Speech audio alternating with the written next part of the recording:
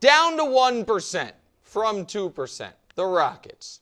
So here's the deal, Brew. And you know what the Rockets are to win the championship? 100-1, which is 0.9%, down to 2%. The Minnesota Timberwolves.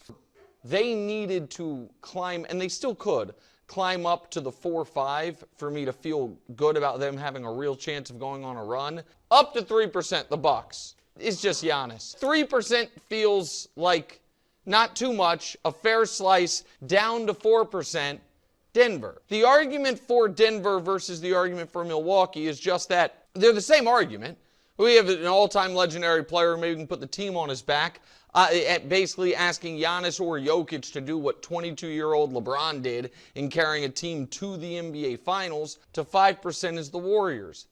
That loss to the Spurs was egregious and damaging, and it's for the Warriors, it's not just about staying out of the play-in. You know the Warriors don't want to see in round one? The Lakers. You know, the Warriors were thinking we can get to the 4 or the 5 line and be on the opposite side of the bracket as the Lakers and get in round one Denver or Minnesota or whomever. Up to 7%, the Los Angeles Clippers. After starting the year 32-29, they are 16-3 since then. Kawhi Leonard has been outstanding. Kawhi Leonard played a back-to-back for the first time in forever. Norm Powell's been good all year. Down a touch to 8%, the Cleveland Cavaliers.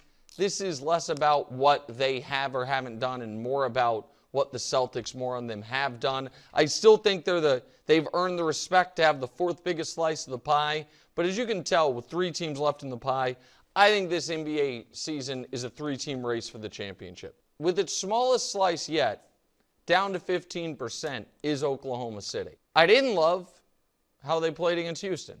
I didn't love at all how they played against the Lakers. Up to 25% is the Los Angeles Lakers. 45-8-6 from a weeping Luka Doncic. LeBron James has to get through one more regular season game to get into the playoffs healthy for the first time in a few years. However, that is not enough for the biggest slice of the pie. That is reserved for the defending champions.